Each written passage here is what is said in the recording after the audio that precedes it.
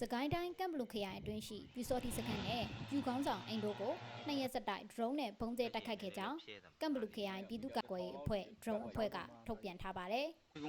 ဘယ်နှလုံးတင်ပေးတယ်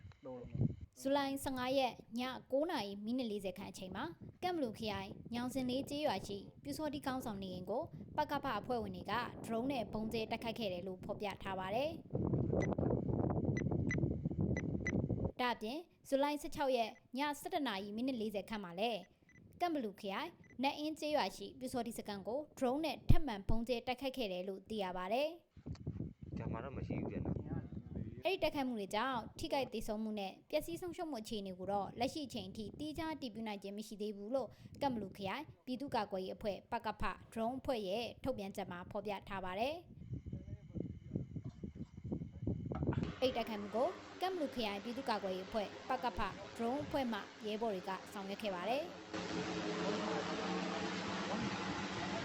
ဒါ့အပြင်ဇူလိုင်လ19ရက်နေ့မှာကမ်ဘလူခရိုင်ကာဘိုးကျေးရွာအနီးမှာပတ်စံကောက်ပိုးထွက်လာတဲ့စစ်သားနဲ့ပြူစောတိများကိုပကဖရဲဘော်တွေကတိုက်ခိုက်ခဲ့လို့စစ်တပ်ဘက်က9ဦးသေဆုံးခဲ့တယ်လို့ကမ်ဘလူမြို့နယ်ပကဖကထုတ်ပြန်ထားပါတယ်။